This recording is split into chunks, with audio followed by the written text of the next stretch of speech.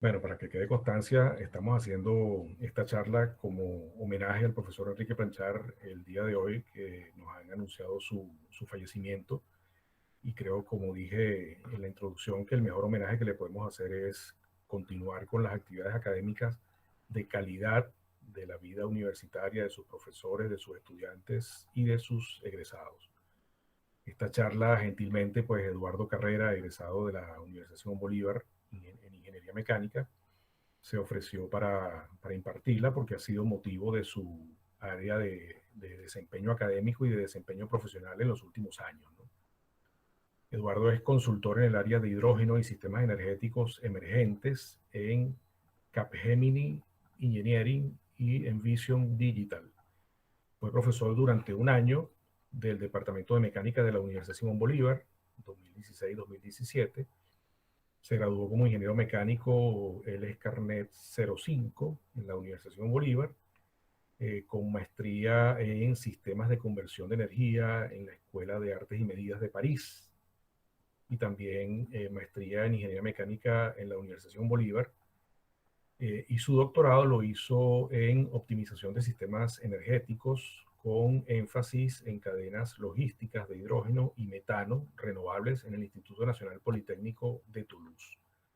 Eduardo, estamos en tus manos, de verdad que encantado de tenerte en tu casa, encantado de tenerte en tu casa, aunque sea de manera virtual. Nos acompañan pues egresados, profesores y estudiantes. Así que, bueno, tenemos, entonces, vamos a darte la palabra. Se sigue incorporando gente, pero bueno, ya estamos sobre la hora. Así que estamos a tu disposición para la charla. Eduardo, bienvenido. Muchas gracias, profesor Oscar. Es un verdadero gusto estar acá con ustedes y me acabo de enterar de la muerte del profesor Planchard. De verdad no sabía que había muerto, había fallecido hoy. Es una lástima y de verdad, pese a que no lo tuve como profesor durante el pregrado y tampoco durante la maestría, pero era todo un ejemplo de trabajo, de esfuerzo por la universidad. Así que, bueno, de verdad creo que todo el legado y todo el trabajo que hizo por la universidad va a seguir existiendo con el pasar del tiempo y va a ser imborrable porque siempre estuvo allí presente para cada uno de nosotros. Que bueno, es una pena, pero creo que seguramente debe estar muy orgulloso de lo que hizo por nosotros y por la universidad. Y también estoy muy contento de ver conectado al profesor Luis Rojas. Eh, ¿Cómo está, profesor? Profesor Luis Rojas, de verdad, de verdad es muy agradable tenerlo acá porque, de hecho, el hecho de haber hecho la maestría en Francia fue gracias a él. Fue en su oficina en el laboratorio de mecánica de fluidos que estuvimos hablando de dónde podía estudiar, a dónde podía ir a hacer una maestría afuera, y me pasó un correo de una beca para estudiar en Francia. Fue gracias a él que tuve la idea de participar en esa convocatoria y ya eso fue en el 2012, creo. Y a partir de 2012, el año siguiente fue maestría en Francia, luego ahora el doctorado y ya estoy viviendo acá. Así que casi que esa decisión de vida fue gracias al profesor Luis Rojas, que siempre estuvo allí discutiendo conmigo, apoyándome. Para mí es un ejemplo a seguir, así que muy contento de que esté acá. Bienvenido, Luis. Eh, el día de hoy voy a presentarles parte de mi trabajo de doctorado. Y pese a que el título quizás es un poco ambicioso porque abarcar todos los aspectos ligados al hidrógeno va a ser bien complicado, pero voy a concentrarme en lo que hice durante mi doctorado y voy a dejar algunos minutos para discutir al respecto e ir más allá de lo que presente. Podemos quizás discutir sobre aspectos que ni siquiera voy a tocar en la presentación, pero en la primera parte entonces voy a presentarles diversos temas ligados al hidrógeno y sobre todo ligados a la optimización de cadenas logísticas. Entonces voy a compartirles mi pantalla. Un momento.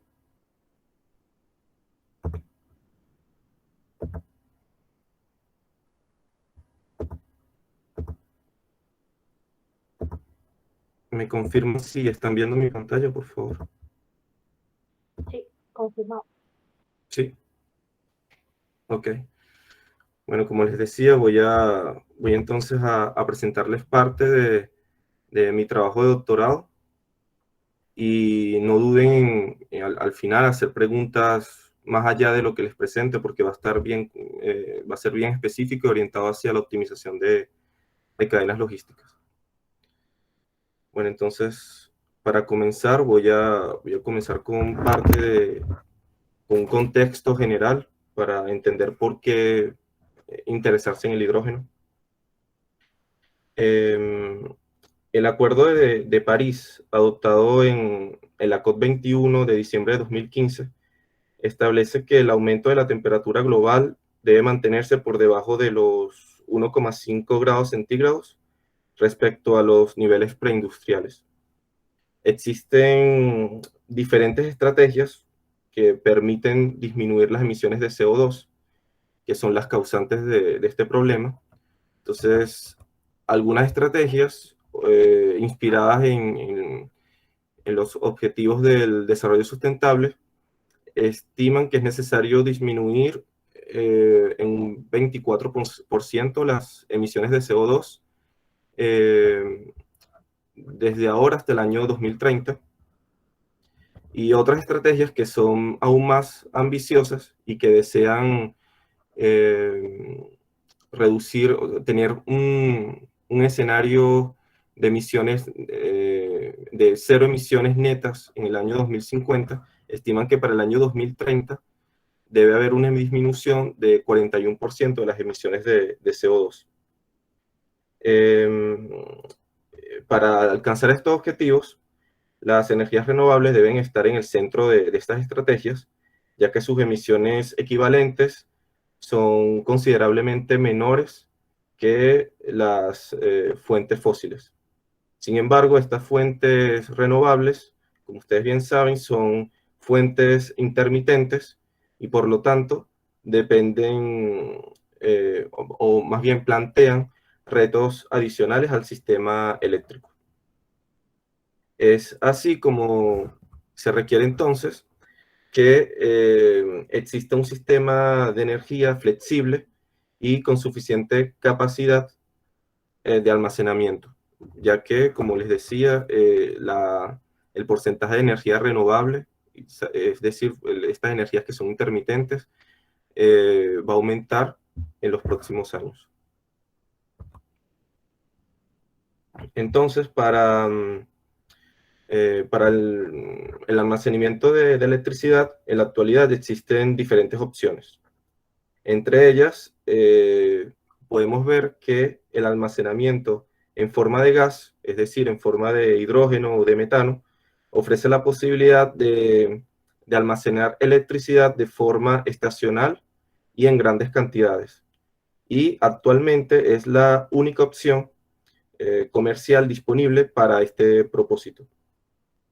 Además, el hidrógeno y el metano renovable se pueden utilizar no solamente para almacenar electricidad, sino también para decarbonizar otros sectores de la economía, como la generación de calor, el transporte y algunas aplicaciones industriales. Entonces, existen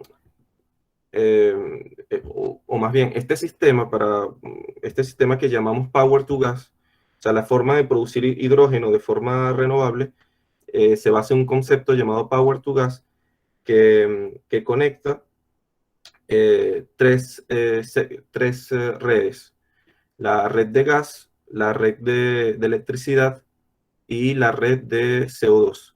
Lo interesante de este concepto es que actualmente, digamos que tenemos una transformación que va desde el sector o el mercado de gas hacia el mercado de electricidad o la red de electricidad. Sin embargo, con este concepto podemos además transformar electricidad en gas. Entonces eso permitiría tener una mayor flexibilidad, y eso es cuando solamente hablamos de hidrógeno, pero además para producir metano renovable necesitamos CO2, y entonces de alguna manera estaríamos conectando estas tres redes, y además estaríamos aprovechando el CO2, que normalmente es un desecho y que puede ir en la mayoría de los casos, va hacia la atmósfera.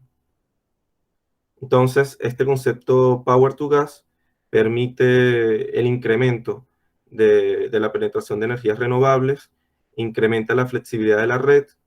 Podríamos tener además podríamos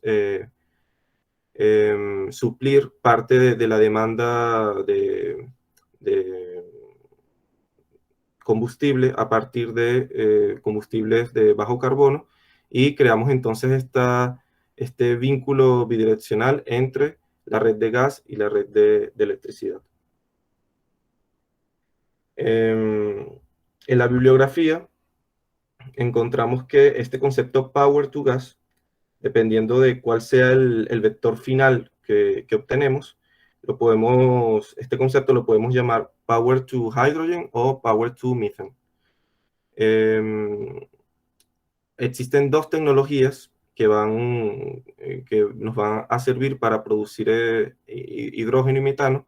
En el primer caso, para producir hidrógeno sería la electrólisis, y en un segundo lugar tenemos la metanación, que nos permite producir metano a partir de hidrógeno y de hidrógeno renovable y de CO2.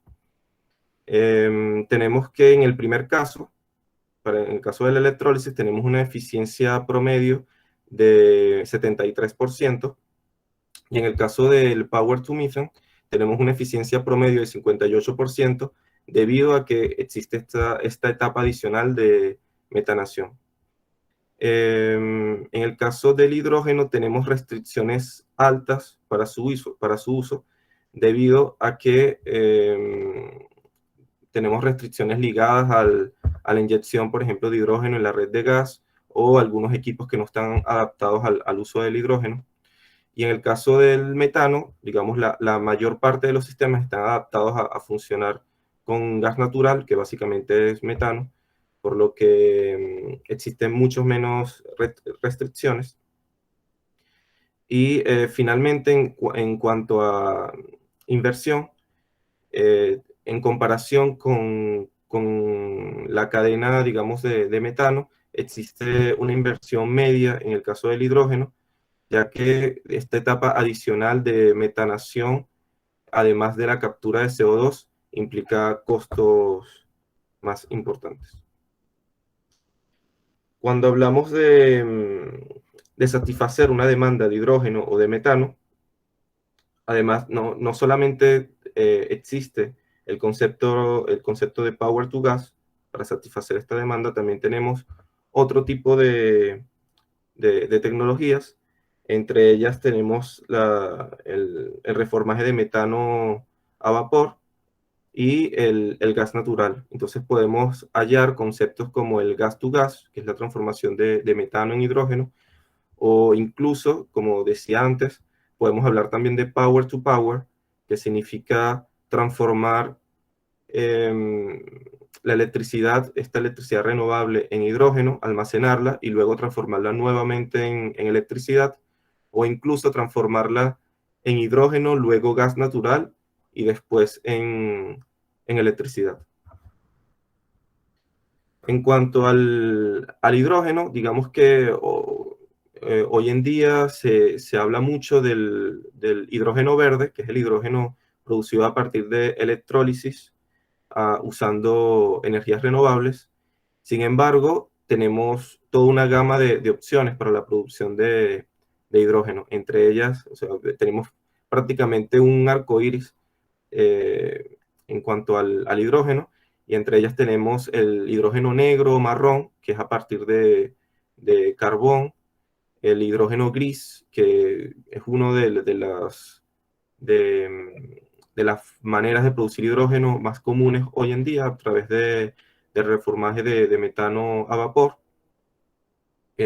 utilizando gas natural; el hidrógeno azul, que sería este mismo hidrógeno gris, pero capturando el CO2 producto de la reacción. Tenemos el hidrógeno turquesa, producido a partir de la pirólisis de la biomasa. Y tenemos el hidrógeno rosado y amarillo, que básicamente es el mismo principio del hidrógeno verde, solo que la fuente de electricidad puede ser nuclear o la red. Aunque podemos decir que el hidrógeno verde tiene emisiones netas de CO2 inferiores a las otras formas de producir hidrógeno, ya sea hidrógeno gris, azul, etc. Digamos, esta clasificación nos permite simplemente saber el origen del hidrógeno que se está produciendo, pero realmente es necesario trabajar en una manera de certificar el hidrógeno, de manera de garantizar que el hidrógeno que se está produciendo sea realmente verde, porque al final el hidrógeno es simplemente una molécula, así que no podríamos simplemente con el hidrógeno saber cuál es su origen. Entonces, más allá de los colores, existen empresas e instituciones trabajando en la certificación de manera de garantizar que el hidrógeno producido sea renovable, o al menos informar al consumidor qué tipo de hidrógeno está consumiendo. Entonces, bueno, en esta presentación, ya que pasamos a este background, vamos a hablar sobre la taxonomía de los modelos de sistemas energéticos. Vamos a ver cómo clasificarlos y cómo modelarlos. Vamos a ver también el objetivo científico de mi tesis de doctorado. Vamos a explorar también la metodología que utilicé, algunos resultados y las conclusiones principales. Entonces, para optimizar o modelar un sistema de energía, existen dos enfoques. Por un lado, existe un enfoque que vamos a decir que es descendente. Este enfoque parte de una visión macroeconómica, establece una relación entre diferentes variables económicas y el consumo de energía, y finalmente propone los componentes y los vínculos que deben existir entre ellos para garantizar el suministro de un vector energético particular. Y existen otros enfoques de modelaje de estos sistemas energéticos que vamos a llamarlo de tipo ascendente. Normalmente se parte de una demanda estimada, donde se conocen los diferentes componentes que hacen parte de esta cadena de suministro. Luego se establece las relaciones entre ellas, y finalmente se obtiene entonces la cadena logística óptima para el vector energético que está en cuestión. Este enfoque es un enfoque técnico, y es el enfoque que utilicé durante mi tesis de doctorado. Entonces, el objetivo de mi tesis era el desarrollo de un marco metodológico que permitía el diseño óptimo de cadenas de suministro de hidrógeno y metano renovables, y haciendo un énfasis en sistemas power to gas, es decir, la producción de hidrógeno y metano a partir de fuentes de energía renovables. En ese modelo, en esa metodología que desarrollé, tomamos en cuenta aspectos espaciales. Entonces, planteamos un modelo geográficamente orientado, tomando en cuenta decisiones de tipo estratégico y logístico, y la localización de las diferentes plantas que se van a instalar. Tomamos también en cuenta un enfoque multiperiodo, para tomar en cuenta la evolución de la demanda y la disponibilidad de recursos. Estudiar también el desarrollo tecnológico de las opciones que existían para la producción, almacenamiento, transporte y estaciones de servicio para el hidrógeno. Y ver también la evolución de la configuración de esta cadena logística en el tiempo. Y además, también tomamos en cuenta un enfoque monoobjetivo y multiobjetivo, de forma de tomar en cuenta funciones objetivos de tipo costo, impacto ambiental, performance, rendimiento energético, entre otros. Entonces, si vemos si hacemos un resumen rápido de la cadena de suministros de hidrógeno, podemos decir que partimos de los recursos energéticos disponibles. Por una parte vamos a tener recursos renovables y por otra parte vamos a tener recursos fósiles, sobre todo el carbón y el gas natural. Existen diferentes formas de producir hidrógeno, entre ellas, como les decía antes, la electrólisis, gasificación, reformaje de metano a la vapor. Y este hidrógeno puede obtenerse de forma líquida o de forma gaseosa. Luego, a partir de la forma física del hidrógeno, este puede ser transformado a través de camiones cisternas o a través o en forma de gas, a través de camión o a través de tuberías. Finalmente, se almacena ya sea en forma líquida o en forma de gas y puede utilizarse para satisfacer directamente una demanda asociada al sector transporte, electricidad, industria o edificios, o puede además transformarse a partir de una reacción catalítica para producir metano y así satisfacer necesidades asociadas a estos mismos sectores. Entonces, en este problema, la formulación del problema va a partir de un planteamiento del conjunto bueno, en este caso serían sets que vamos a tener, que vamos a tomar en cuenta. Por una parte tenemos, por ejemplo, los vectores energéticos que pueden ser hidrógeno, metano, las redes que vamos a tener en un territorio dado, el tipo de plantas, los periodos que se van a estudiar, etc. Luego se va a tener un conjunto de parámetros, perdón. Estos parámetros pueden ser de tipo técnico, de tipo económico, o incluso de tipo ambiental asociados a las emisiones de CO2.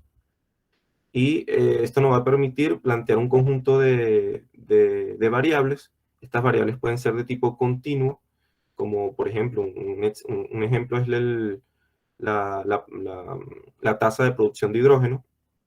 Podemos tener también variables enteras, como el número de unidades que se van a instalar, o pueden ser binarias, que nos van a indicar el sentido de flujo de hidrógeno entre diferentes puntos.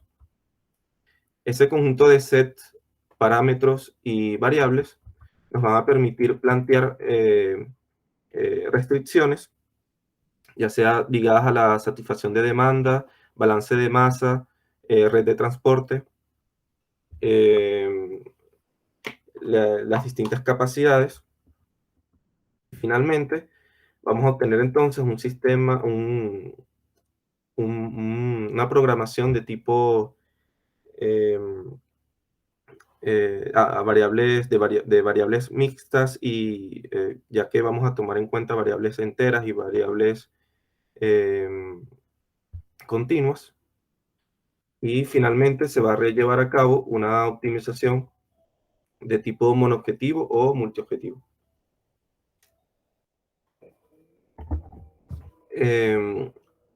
Un planteamiento genérico de esta modelación, este modelaje, nos va a permitir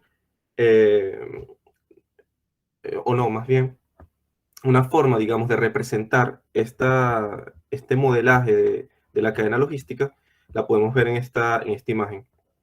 Vamos a tener entonces dos grids, dos redes, una red G, en donde se puede producir hidrógeno a partir de las fuentes de energía disponibles, o incluso a través de la importación de electricidad o de gas natural, lo cual va a permitir satisfacer la demanda de esta red, o si no, podemos también exportar parte de ese hidrógeno para satisfacer la demanda de otra red. Estas demandas pueden estar asociadas ya sea al sector transporte o a la producción de metano para satisfacer una demanda específica de metano. Y finalmente eso nos permite obtener una superestructura del modelo que nos muestra entonces la complejidad del conjunto de variables a tomar en cuenta, la relación entre ellas y, digamos, algunas limitaciones asociadas a este modelaje. Entonces, como funciones objetivos, voy a pasar rápidamente a explicarlas, y si tienen alguna duda lo pueden hacer al final, pero básicamente vamos a tener 4 funciones objetivos. Una función objetivo asociada al costo. Ese costo total va a tomar en cuenta el costo de inversión y los costos también de operación. Voy a pasar rápidamente. Luego vamos a tener también una función objetivo asociada al impacto ambiental, y ese impacto ambiental va a estar asociado sobre todo a las emisiones equivalentes de CO2, utilizando un enfoque de análisis de ciclo de vida.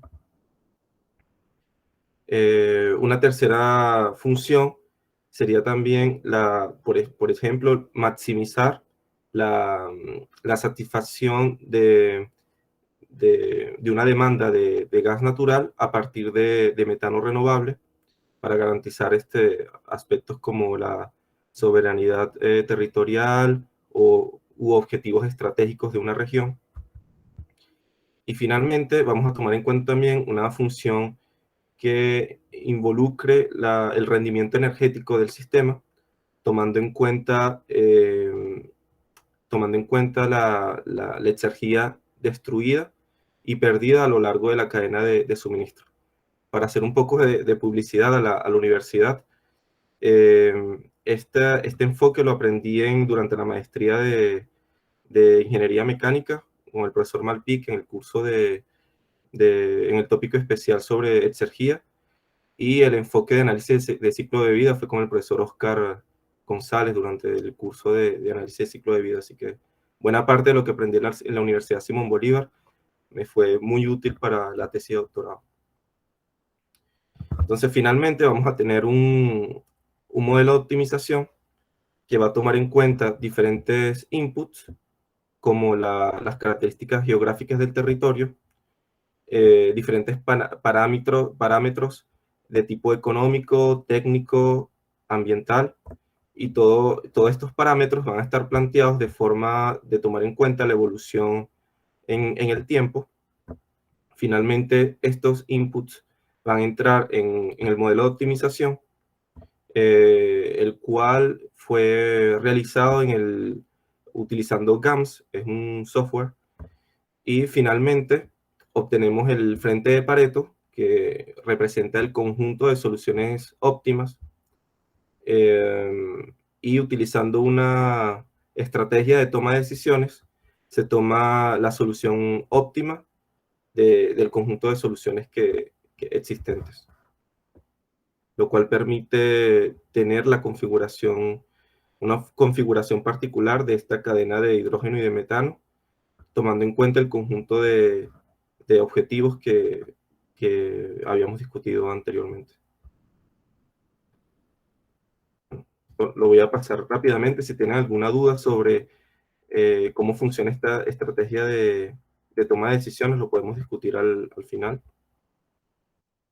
Y como caso de estudio, tomé la región de Occitania. Es una región ubicada en el sur de Francia, donde vivo actualmente. La capital es Toulouse, y la ambición de esta región es de convertirse en la primera región en energía positiva en Europa en el año 2050. Para ellos desean disminuir en 40% la consumación de energía, y aumentar 3 veces la producción de energías renovables, pero eso implica entonces que va a haber, se debe manejar esta intermitencia, ya que ellos van a tomar en cuenta sobre todo la energía solar y la energía eólica, y es por eso que entonces el uso de hidrógeno y de metano renovable forma parte de los objetivos estratégicos de esta región. Entonces, para el caso de estudio, tomé en cuenta como tecnologías la electrólisis, tomando en cuenta solo la tecnología alcalina, y para la metanación, la tecnología catalítica. Además, en cuanto al uso de energías fósiles o renovables, quisimos también ver esta competición entre los tipos estos tipos de fuentes de energía. Entonces, para el hidrógeno tomamos en cuenta el reformaje de metano a vapor versus la electrólisis, y para el metano tomamos en cuenta el gas natural y el metano de síntesis o el metano renovable. Y la forma física que tomamos en cuenta es la forma líquida debido a los objetivos que se tomaron en cuenta para la región, que es una importante producción de hidrógeno en los próximos años. Entonces, evaluamos 3 configuraciones diferentes. Una configuración Power to Methane, en donde se satisface solo una demanda de metano, y tomamos en cuenta solo un enfoque monoobjetivo. Luego, tenemos una segunda configuración en donde tomamos en cuenta el Power to Methane y el Power to Hydrogen. Y finalmente, una configuración en donde tenemos la cadena logística completa, tomando en cuenta energías renovables y fuentes de energías fósiles. Entonces, para la primera configuración, notamos que la evolución de esta cadena logística es progresiva. Vemos la instalación progresiva de las diferentes unidades en el tiempo. Y debido a que la demanda de hidrógeno y de metano solamente está ligada a esta demanda de metano, no existe una red de transporte como tal a instalar, sino que estas demandas pueden ser satisfechas por los recursos de cada red. Y los costos del metano varían entre 138 y 140,5 euros por megavatio hora. Para la segunda configuración, vemos que si tomamos en cuenta la demanda de metano y la demanda de hidrógeno al mismo tiempo, es necesario entonces la presencia de transporte. En este caso tomamos en cuenta un enfoque bioobjetivo, es decir, que tomamos en cuenta un criterio de costos y de emisiones de CO2, y la solución que ven en la imagen es una solución intermedia en donde se toman en cuenta ambos objetivos a la vez. Y esta solución permite entonces disminuir en 16% las emisiones de CO2, pero solamente al incrementar 2% del costo asociado a la inversión. Y los costos de hidrógeno y de metano para el hidrógeno sería de 119, entre 119 y 159 euros por megavatio hora, y para el metano entre 108 y 156 euros por megavatio hora. Para que tengan una referencia de estos costos, el costo del gas natural es de aproximadamente 40 euros por megavatio hora, así que son costos bastante importantes en relación al gas natural. Y la tercera configuración sería la que muestro en la pantalla, en la que se toman en cuenta 3 objetivos. Tenemos el objetivo económico de emisiones de CO2 y de maximización de la satisfacción de la demanda de metano a partir de fuentes de energías renovables. Y además se tomó en cuenta un impuesto al carbono de 270 euros por tonelada de CO2. Esto permite disminuir, esta configuración permite disminuir en 59% el costo total de la cadena comparado con la cadena logística con las emisiones, digamos, mínimas, incrementando en 48%, no, perdón, disminuyendo en 48% las emisiones de CO2. Y en este caso, 100% de la demanda de metano es satisfecha con recursos renovables. También hicimos un estudio de sensibilidad tomando en cuenta aspectos como la discount rate, no recuerdo cómo se dice en español, la tasa de actualización, creo. La tasa de actualización, el costo de las fuentes de energía y la tasa de carbono. Entonces, en este caso podemos ver que en el caso del hidrógeno tenemos un costo del hidrógeno entre 129 y 177 euros por megavatio hora, mientras que para el metano sería entre 156 y 192. O sea, en el caso del metano es evidente que debe ser más costoso debido a esta segunda etapa de metanación. Vemos también que el costo de la electricidad es el costo que tiene mayor en peso, que sería entre 30 y 45%. El discount, la tasa de actualización o de descuento tendría un impacto sobre todo en el costo de capital, y la tasa de carbono o el impuesto al carbono representa entre 5 y 27 euros por megavatio hora en el caso del hidrógeno y entre 7 y 25 en el caso de metano. Y para esta misma configuración también hicimos creo que antes le mostraba la configuración con una tasa de carbono alta. En este caso, perdón, en este caso todavía estaríamos utilizando la tasa de carbono alta, pero tomaríamos en cuenta también el enfoque de exergía.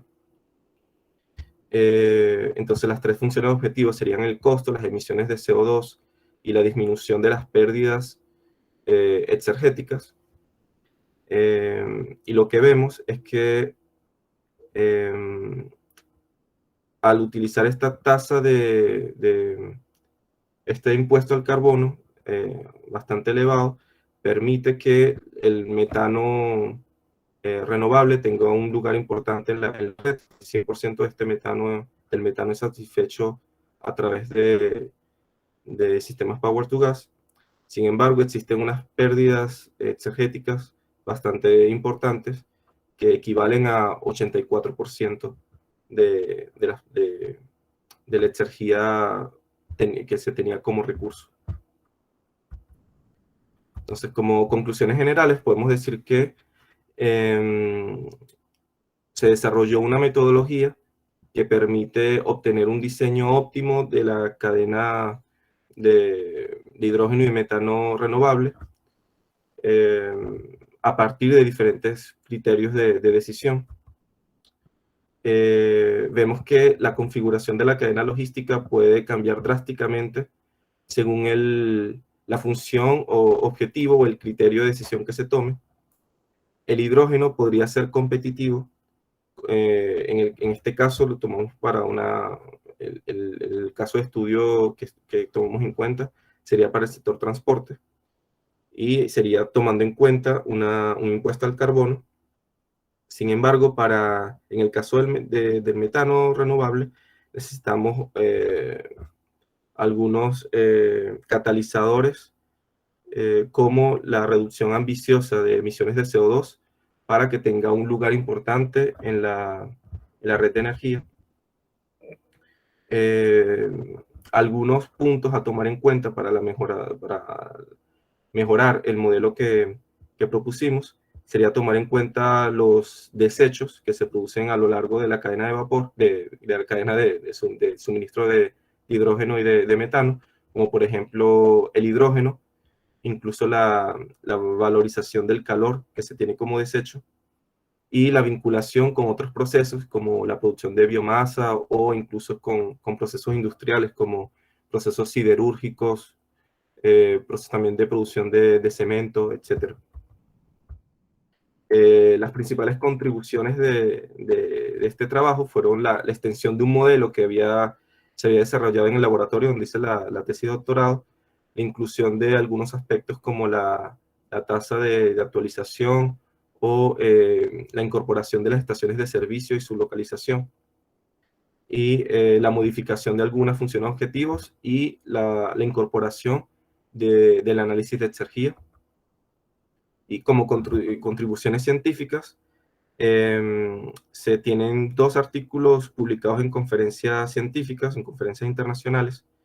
Se presentaron, parte de este trabajo fue presentado en 6 conferencias internacionales, y 3 artículos fueron sometidos a revistas científicas, y uno de ellos va a ser sometido pronto. De hecho, de esos 3 artículos, hace algunos días nos dieron la noticia de que 2 de esos artículos ya son aprobados, están aprobados y han sido publicados.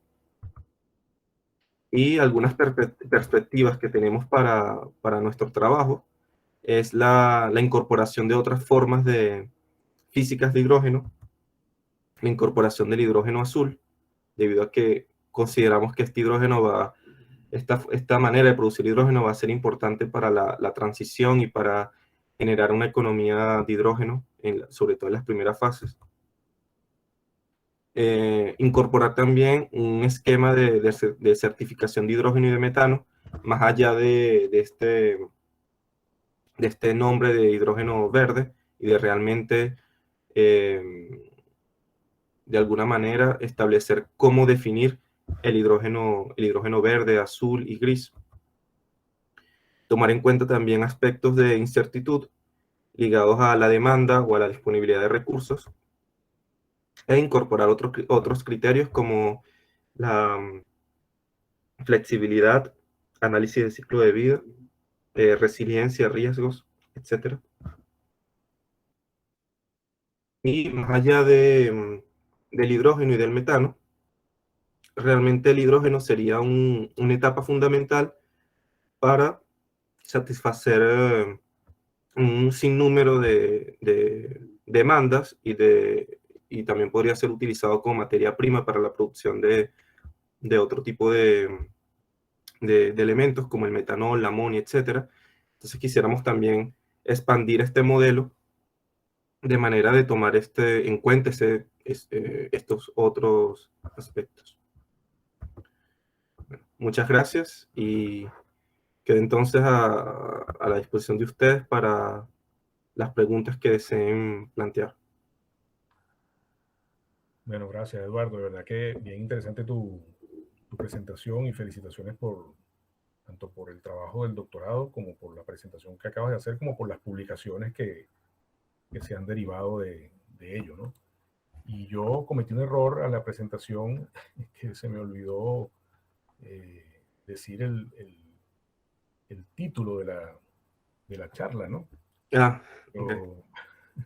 Y bueno, a ti también se te olvidó decir el título disculpe. de la charla. Lo estoy buscando por acá. Si lo tienes ahí a la mano, lo puedes decir tú. Sí, de hecho puedo compartir nuevamente la pantalla. Para que quede la evidencia en la mano, ¿no? Disponible en la grabación. Sí. A ver, ¿la tienes por ahí? Sí. No sé si lo están viendo. Ok, hidrógeno como vector energético, desafíos y oportunidades para alcanzar una economía descarbonizada, ¿no? Entonces está implícito el objetivo de descarbonizar la economía, y están claros también los desafíos y las oportunidades. Y bueno, no veo aquí si Luis está haciendo una pregunta, Noel Kotorowicz también. Noel pregunta, ¿se puede abundar en el concepto de exoenergía? No sé si se refiere a exergía. Exergía, quizás. Exergía es un concepto, una propiedad termodinámica de las sustancias, ¿no? Y Luis Sí. Rojas pregunta, ¿cuál es la eficiencia en la... Pero bueno, de todas maneras tú lo profundizas ahí un poco para también ilustrarlo en el caso de estudio del aprovechamiento del hidrógeno, ¿no? Y el profesor Luis Rojas, que está preguntando cuál es la eficiencia en la producción de hidrógeno en cada una de las formas actualmente obtenibles. La relación de energía, cuántas unidades de energía cuesta producir una unidad de energía de hidrógeno, esa pregunta que está por ahí. Y Okay. la que yo te quería preguntar también es cuáles son los estímulos o las políticas o las medidas que se han tomado, por lo menos en Francia, que tú conozcas, para favorecer el desarrollo del aprovechamiento del hidrógeno como fuente de energía, en este caso renovable. Tenemos esas tres preguntas por ahí. Ok. La primera pregunta era sobre si bien, ¿cómo se dice? Si entendí bien, sobre la definición de exergía. Y la exergía se define como la cantidad de trabajo útil que puede recuperarse de un sistema que no está en equilibrio con el medio ambiente. Entonces, este trabajo útil, de hecho, está asociado a la eficiencia de Carnot. Si existe un sistema que no esté en equilibrio con el ambiente, la cantidad de trabajo que se obtiene, este trabajo máximo que podría obtenerse utilizando un sistema ideal, sería entonces la exergía. Básicamente sería eso. Entonces, es interesante analizar la exergía porque si yo tengo electricidad al principio o X fuente de energía al principio que tiene digamos que de esa fuente de energía podría obtener una cantidad de trabajo útil X, cuando yo la transformo, ¿cuál es el trabajo que obtengo al final? Entonces allí podríamos comparar y podríamos ver entonces cuáles son las pérdidas que se tienen en el sistema y cómo optimizar, porque al final lo que nos interesa no es realmente la energía disponible, sino más bien el trabajo que se puede obtener de esta energía. Entonces, o no de esta energía, más bien de este sistema. Entonces, por eso nos interesamos en este caso en un análisis exergético.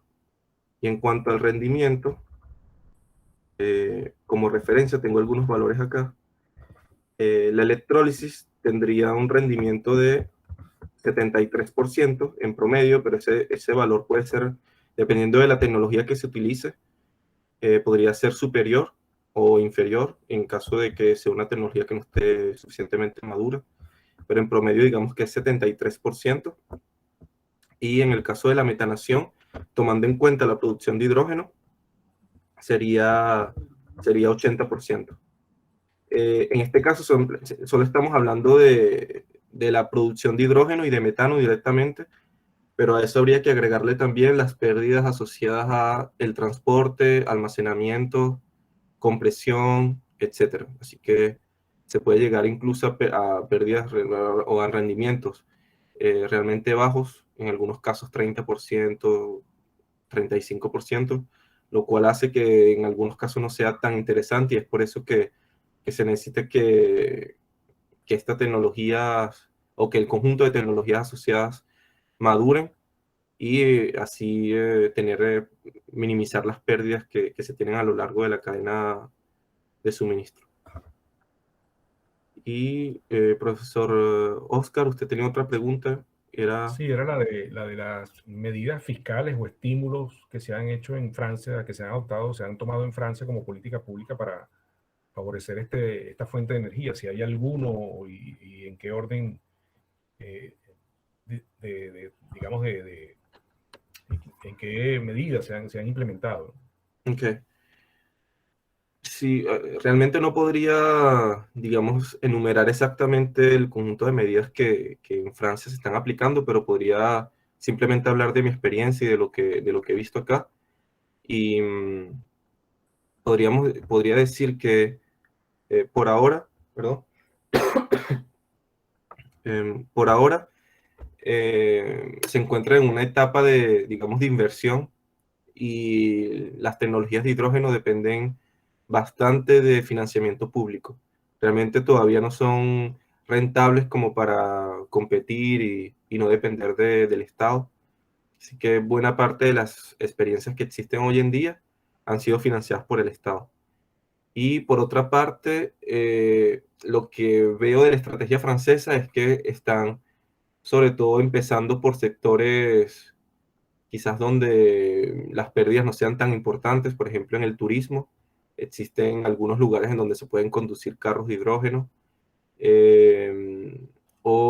existen también algunas plantas pilotos que lo hacen digamos, en compañía de universidades, de grandes empresas francesas, para invertir junto al Estado y crear algunos ecosistemas en donde se puedan probar estas tecnologías. Pero digamos que por ahora, digamos, estímulos para que el hidrógeno pueda ser competitivo realmente con fuentes de energía fósiles, todavía, digamos, no estamos allí, porque estamos empezando apenas a crear la infraestructura para que exista. Otra medida quizás concreta es que la Unión Europea declaró, creo que de aquí al año 2030 o 2035, creo que es 2030,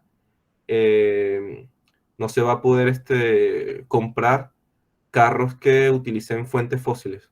Entonces, digamos, esa es una manera de estimular el uso de energías renovables, en el caso del hidrógeno, o incluso de carros eléctricos, por ejemplo. No sé Bien, si hay eso responde a su gracias, pregunta Eduardo. o Hay si... otras dos preguntas ahí en el chat. ¿A cuál nivel de impuesto al carbono es necesario para ser competitivo el hidrógeno?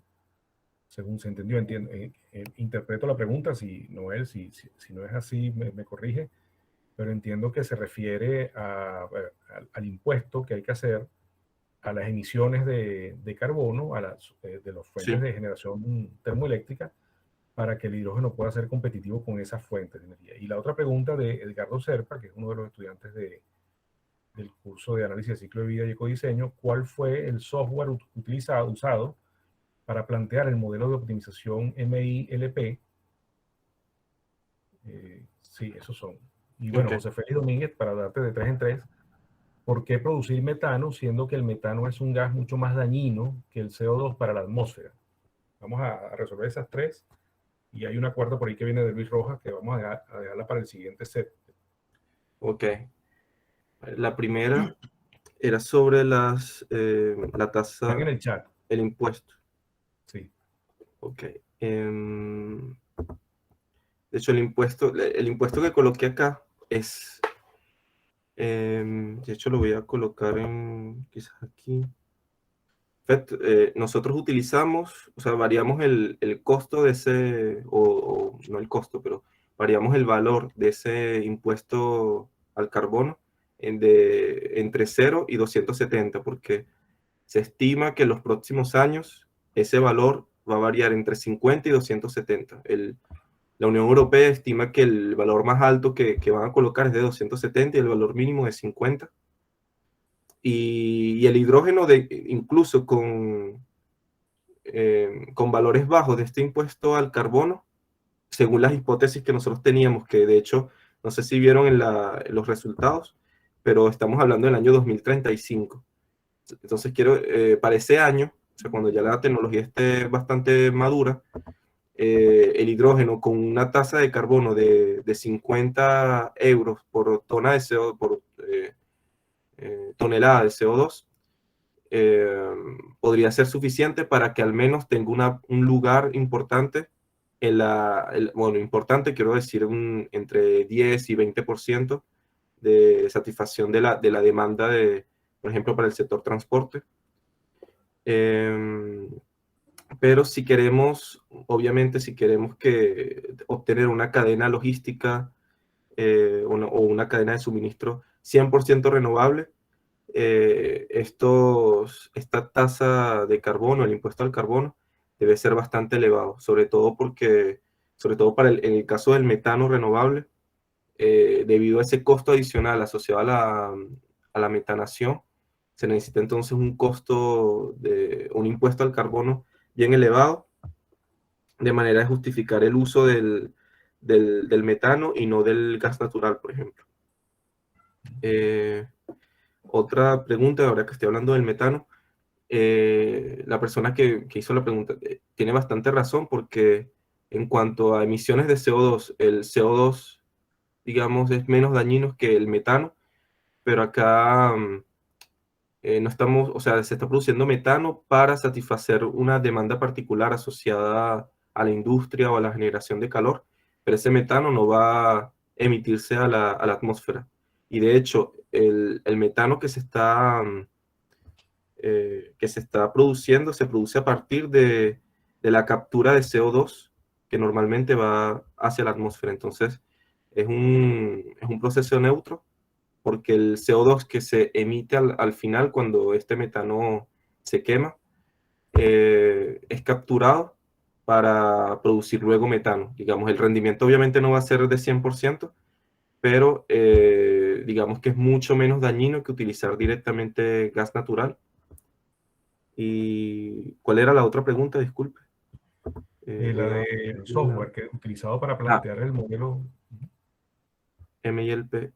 Lo voy a buscar. Se llama GAMS. Y de hecho, si quieren ver cómo, o sea, lo tengo acá en esta diapositiva. Se llama GAMS, y el software o sea, el modelo que utilicé para, el modelo no, el software que utilicé para, pues, perdón, el solver que utilicé para resolver el problema se llama Ciplex. Lo puedo escribir en el chat. Se llama GAMS, y el solver se llama Ciplex. Se escribe así. Okay. Porque GAMS es simplemente digamos, un ambiente de optimización. Tienes un conjunto de solver, y el que yo utilicé es Ciplex. Gracias, Eduardo. La otra pregunta del profesor Luis Rojas es: ¿qué criterio empleas para asumir la tasa de descuento en el cálculo del LCOE dentro del modelo, y cuánto peso le da el modelo a los distintos subobjetivos dentro de la optimización multiobjetivo que empleas? Una pregunta, bueno, son dos preguntas. Ok. El compañero Noel Kotorovich dice que se une a la primera pregunta de Luis Rojas desde el punto de vista económico. ¿Cómo se comparan los distintos tipos de formas de obtener hidrógeno? ¿Y cómo se compara la economía hoy contra energías renovables como la solar y la eólica, ¿no? Cuanto a la primera pregunta del profesor Luis Rojas, en Francia existe una agencia que nos indica qué tipo de tasa de descuento se puede utilizar para proyectos de energías renovables, y ellos plantean que esa tasa debería ser de 5,25%. Yo utilicé esa tasa para la tesis porque mi escenario se basa en, ¿sabe? El profesor Luis Rojas, que da clases en Francia de vez en cuando, conoce la ADEME, y la ADEME tiene diferentes escenarios de transición, y ellos toman esa tasa de descuento de 5,25, y mis hipótesis se basan también en las hipótesis de la ADEME, así que utilicé la misma tasa de descuento de ellos, y luego, para hacer simplemente un análisis de sensibilidad, varié esa tasa entre 0 y 10%. Pero la tasa para el resto digamos, para cada uno de los escenarios es la misma, y es de 5,25. Y en cuanto al peso que utilicé para decidir qué solución voy a tomar del conjunto de soluciones del frente de Pareto, el peso es el mismo. Si tenía dos funciones objetivos, el peso de cada uno era de 50% y 50%. Si tenía 33%, 33%. Sería el mismo cada vez que tomo en cuenta, que tomo una opción. Sin embargo, esto puede variar. De hecho, lo que plantea la metodología, o sea, la metodología lo que nos permite es ver cómo tomar una decisión, pero la decisión obviamente no la voy a tomar yo. Entonces, la idea es que los decidores, las personas que van a tomar, que van a decidir cómo van a invertir, ellos van a decir, bueno, voy a privilegiar el costo frente a las emisiones de CO2, o el contrario, voy a privilegiar las emisiones de CO2, así que asigno un peso 80% a las emisiones de CO2 y de 20% al costo, etc. Entonces, pero en mi caso simplemente le apliqué el mismo peso de manera de solo dar una solución que tomara en cuenta cada uno de los criterios. Y la siguiente pregunta, desde un punto de vista económico. De hecho, yo creo que no estoy compartiendo mi pantalla, pero justo en donde trabajo, un momento, voy a ver si puedo abrir esa presentación. Eduardo, también de manera un poquito más informal, si al final nos puedes ilustrar qué haces y qué haces tú en la empresa y qué hace la empresa donde estás trabajando, para tener idea un poco también de Sí, las seguro. tendencias, ¿no? Sí. Estoy viendo, es que no encuentro creo que es esto. Sí, esto.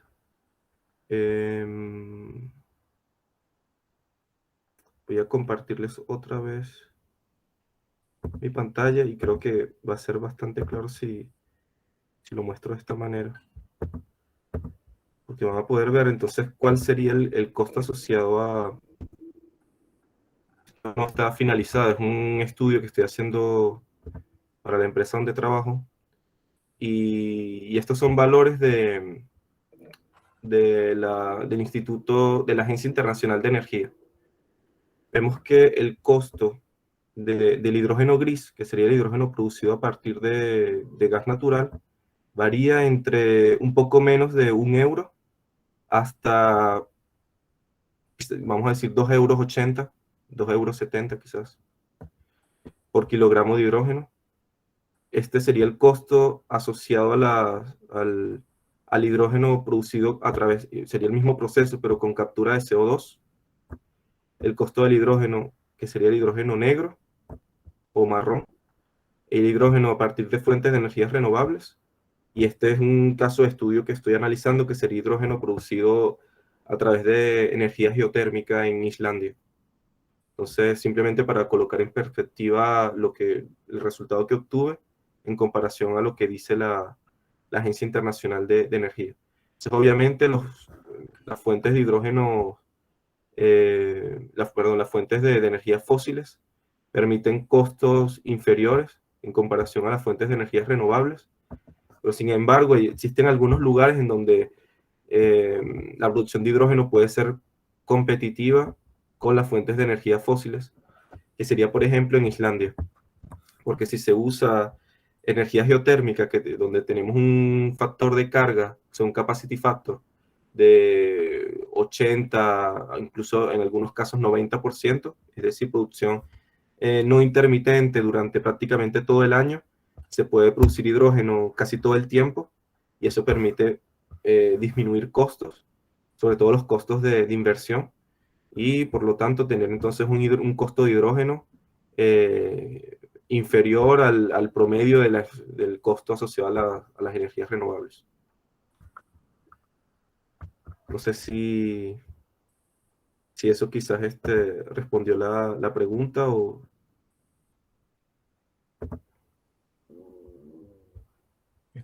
Luis o Noel, si quieren comentarlo, pueden abrir el micrófono, ¿no? Si quieren hacer algún comentario para aclarar la pregunta o la respuesta. No, gracias por la respuesta. En mi caso está clara la respuesta de Eduardo. Hola, ¿me escuchan? Sí, Noel. Bueno, igual, está claro y muchas gracias, muy amable Eduardo por tu respuesta. ¿Puedo hacer una pregunta de una vez en verbal, si me lo permites? Sí, claro, sí. Mira, Eduardo, no sé si a lo mejor pregunto algo que vaya más allá de lo que tú analizaste, pero posiblemente pues, hayas podido tener oportunidad de por lo menos ver algo en ese panorama. Si se usara el hidrógeno, digamos, con más intensidad para el tema de transporte terrestre, por supuesto, ¿se podría usar parte de la infraestructura actual de combustibles en materia de logística? Es decir, poliductos, estaciones de servicio, obviamente haciendo las adecuaciones del caso, en el caso de las estaciones de servicio, para este tema del uso del hidrógeno en vehículos o en transporte, en sistemas automotores. se podría aprovechar, y eso, digamos, lo pregunto porque eso podría ser a lo mejor ya un costo en parte hundido o en buena parte hundido, efectos de ayudar a implementar este tipo de tecnología una vez se lograran los temas de economías necesarios. No estoy seguro si quizás podría tener sentido, digamos, adaptar toda la infraestructura para ese uso, pero en algunos casos podría ser posible. El problema es que cuando se usa el hidrógeno de forma térmica, o sea, cuando se utiliza el hidrógeno en un motor de combustión interna, por ejemplo, es complicado porque el rendimiento que se tiene es parecido al motor de combustión interna que funciona con diésel o gasolina. Y entonces, como el hidrógeno es mucho más costoso, implica que entonces tienes un costo mayor al utilizar hidrógeno y entonces estaríamos penalizando el hidrógeno. Es por eso que en cuanto a los carros o a los vehículos que se están pensando para el hidrógeno, serían más bien carros eléctricos que funcionan con hidrógeno. Sería con carros que funcionan con pilas combustibles. Y eso entonces implicaría crear, obviamente, otra infraestructura y obviamente no podría transformarse o adaptarse la estructura o los sistemas existentes al hidrógeno. Pero quizás si se logra disminuir ese costo del hidrógeno, podría ser útil. Y en cuanto a otras demandas, incluso aquí en Francia existen algunos proyectos porque si estamos hablando de transición energética, de verdad hay que verlo de forma global y obviamente la demanda de gas natural debería disminuir. Y eso significa que ellos ya tienen una estructura de gas natural, una infraestructura de gas natural bastante desarrollada que en algunos lugares va a estar en desuso porque se va a tratar de importar menos gas natural del exterior y utilizar las fuentes renovables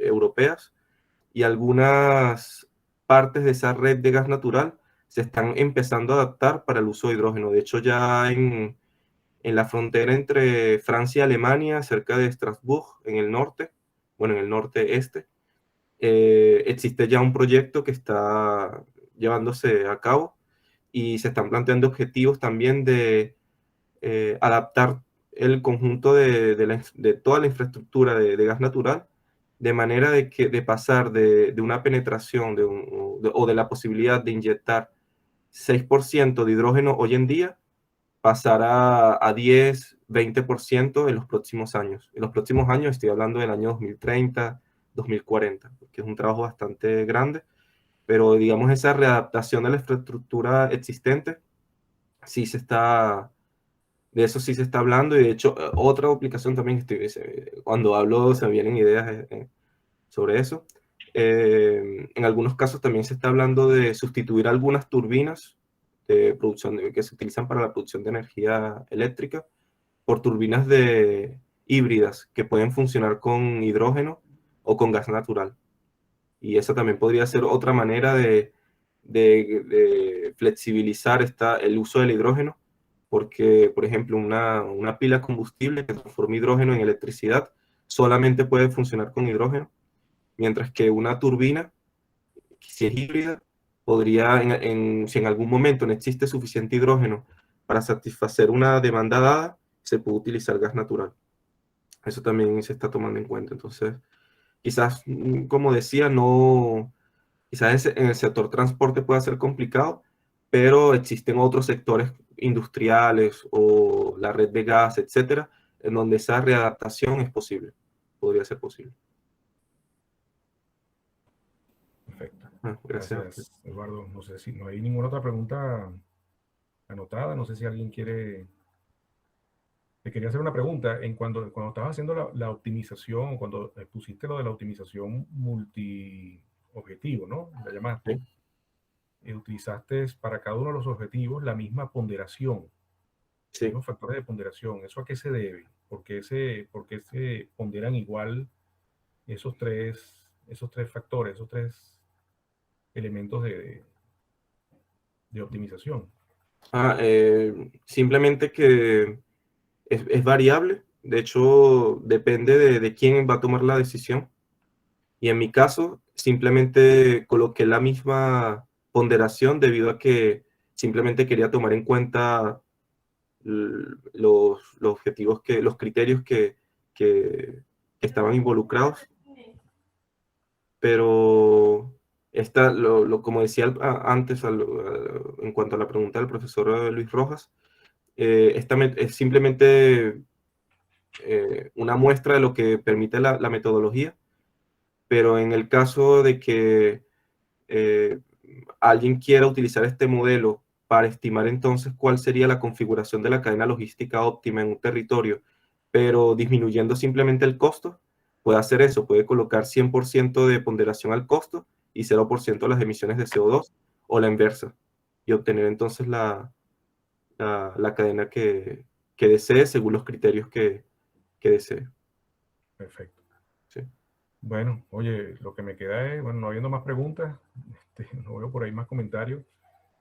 Si quieres dar un mensaje final, Eduardo, sobre genérico, general o aprovechable para los estudiantes que están en Venezuela, egresados y profesores que están aquí también, Okay. lo puedes hacer con libertad. Bueno, no, de verdad, no sé por dónde empezar, pero la primera idea que se me viene a la cabeza es que yo sabía que había recibido una muy buena educación en Venezuela, yo sabía que estaba en una buena universidad, pero fue cuando hice la maestría y cuando hice el doctorado que me di cuenta de que realmente es muy, muy, muy buena la educación que recibimos en la Universidad Simón Bolívar. Yo puedo decir que aunque hice maestría en Francia, etcétera, y el doctorado acá, 80% de los conocimientos que utilicé para el doctorado vienen de pregrado, no vienen de maestría o de conocimiento de doctorado. O si vienen de doctorado, lo que me permitió aprender esos conocimientos fueron mis estudios en la Simón Bolívar. Y los animo a los estudiantes que quieran trabajar en energías renovables o hacer estudios afuera, que lo hagan, porque de verdad no tenemos, o sea, no tenemos nada digamos, de ninguna desventaja realmente.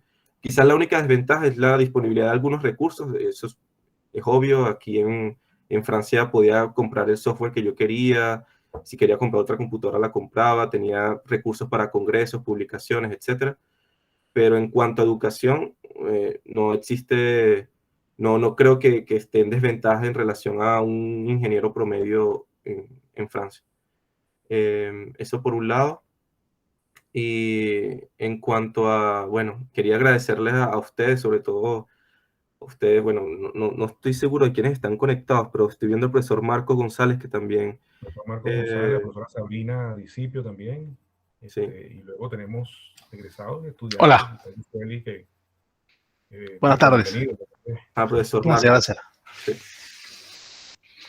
Quería agradecerles a todos porque, bueno, el profesor Marcos vi 2 clases en pregrado con el profesor Luis Rojas. No me acuerdo cuántas veces hablé con él en su oficina cuando me estaba cambiando de carrera, todos los consejos que me dio, todo el trabajo que hicimos juntos en Ingenieros Sin Fronteras, todo eso de alguna manera influyó en mi toma de decisiones después de hacia dónde orientarme, qué quiero estudiar, qué tipo de proyectos hacer. Y yo recuerdo que en pregrado, cuando vi su curso de conversión 4, que no recuerdo, después le cambiaron el nombre, pero era sistemas, no me recuerdo qué nombre tenía, pero le decíamos Conver 4, el profesor Luis Rojas dedicó mucho tiempo a hablar de energías renovables, y eso me motivó muchísimo. O sea, simplemente a veces un pequeño curso, o un pequeño curso en el sentido de que un curso de 3 meses puede cambiar el rumbo de una carrera. Y después el curso que vi con usted, profesor Oscar, sobre análisis de ciclo de vida, de hecho utilicé el análisis de ciclo de vida en la tesis de doctorado, en la tesis de maestría también. Así que yo diría a los estudiantes que están acá, ya sea de pregrado o de posgrado, que se animen a utilizar las herramientas que tenemos en la universidad y a explorar también la vida afuera, porque también se aprende mucho de cómo se piensa en otras universidades, el tipo de enfoque que tienen sobre ciertas cosas, pero en cuanto a herramientas las tenemos. O sea, tenemos una super universidad, así que agradecido a ustedes y por la invitación y a todo lo que ustedes me dieron cuando estuve en Venezuela y lo que se me siguen dando, porque sigo en contacto con ustedes. Aquí no está, creo que le pasé la invitación, pero de estar ocupado el profesor Armando Blanco también, el profesor Boris, etcétera. Muchos profesores que me inspiraron y que siempre pienso en ellos cuando trabajo y cuando hago este tipo de proyectos. Así que muchas gracias por todo. Bueno, gracias a ti y éxitos, de verdad, Eduardo. Si nos puedes comentar lo último que te pregunté, lo de la empresa y el tipo de trabajo que estás realizando para cerrar y dejarle esa zanahoria delante del burrito a los demás estudiantes también. Sí, de hecho, puedo compartirles una diapositiva que resume lo que hago.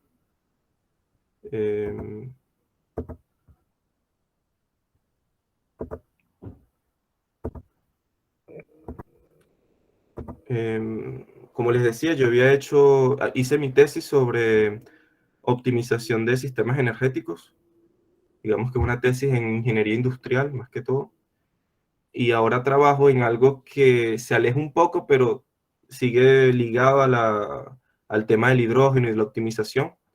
Como vieron, mi modelo es un modelo determinista, un modelo realizado simplemente en un software particular que nos permite obtener esta cadena óptima, y sería más para tomar en cuenta decisiones de tipo estratégico y de inversión. Y ahora trabajo en el desarrollo de gemelos digitales, de Digital Twins, para la optimización de la cadena de valor del hidrógeno, desde la producción de energía hasta el proceso industrial, la satisfacción de una demanda en particular.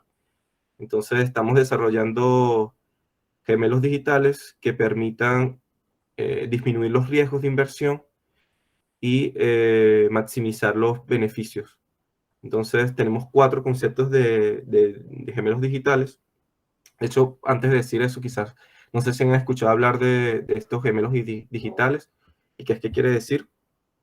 Lo que quiere decir es que tenemos un sistema físico, por ejemplo, pues imaginemos el electrolizor, en donde producimos el hidrógeno, y tenemos un sistema digital en donde a partir de un conjunto de sensores, de captores, etcétera, tomamos datos que vienen de este sistema de producción de hidrógeno. Nos permite entonces modelar el sistema en una computadora, y al tomar estos datos reales podemos entonces proponer configuraciones o modos de operación que nos permitan ya sea disminuir costos o maximizar eficiencia, también o mejorar la forma en que se hace el mantenimiento de estos sistemas, etcétera. Entonces, por eso se llama gemelo digital, porque tienes un sistema físico, un sistema digital, y entonces este gemelo permite optimizar el sistema físico. Los 4 conceptos que estamos manejando es un gemelo digital que permite obtener la configuración óptima de la cadena de suministro, tomando en cuenta un enfoque probabilístico, usando el método de Monte Carlo y métodos también de inteligencia artificial. Tenemos también otros dos gemelos digitales asociados al monitoreo en tiempo real para la optimización ya sea operativa de los sistemas o para la optimización del mantenimiento. Y finalmente tenemos un cuarto gemelo digital que nos permite llevar a cabo la certificación del hidrógeno al tomar en cuenta el conjunto de sistemas que están involucrados, el conjunto de recursos que se utilizan para la producción de hidrógeno, y así garantizar que el hidrógeno que se está produciendo ya sea es verde, azul, gris, etc. Entonces eso es lo que estoy haciendo ahora, y trabajo en una empresa que se llama Capgemini Engineering, que es una empresa francesa, y yo me encuentro en Toulouse, pero trabajo en un proyecto en París, así que de vez en cuando tengo que viajar a París para encontrar al cliente con el que trabajamos, que se llama Envision Digital, que es la rama digital de un grupo que se llama Envision, que se encarga de la concepción de este tipo de gemelos digitales para la producción de energía renovable. Entonces ellos ya tienen Digital Twin para el sector hidro, solar, eólico, edificios, pero no tienen todavía estos gemelos asociados a la producción de hidrógeno, y eso es en lo que yo estoy trabajando y soy por ahora, vamos a ver, espero que dure más tiempo, pero por ahora soy el jefe de proyectos de esta rama ligada al hidrógeno. Entonces, trabajo 100% en este proyecto y bueno, bastante contento y esperando quedarme un buen rato en este tipo de proyectos, que realmente me apasiona bastante y hay mucho trabajo por hacer. Perfecto. Oye, gracias, Eduardo. Bueno, ahora sí vamos cerrando. De verdad que felicitaciones de nuevo. Encantado de tenerte por acá. Y bueno, cuando tengas así otro tema que puedas compartir con nosotros, pues bueno, estamos abiertos. Ahorita estamos entrando en vacaciones, pero para el trimestre que viene estamos promoviendo estas charlas con los egresados en diferentes materias, no solamente en la materia que yo estoy impartiendo, sino con diferentes estudiantes de diferentes materias. Okay. Así que bueno, gracias a los demás también. Gracias Luis, Marco, Sabrina, Noel, por ahí estuvo. Gracias, Oscar. Gracias, Eduardo. Felicitaciones. Muchas gracias. Muy bien. Josueli. Gracias, Oscar. Gracias, Eduardo, también. Gracias. Gracias. Bueno, hasta luego. Un placer. Saludos a los amigos por acá. Hasta la próxima. Saludos Gracias a todos. Gracias. Muchas gracias, Hasta Eduardo. luego. Gracias a todos. Hasta luego. Hasta luego. Gracias. Chao.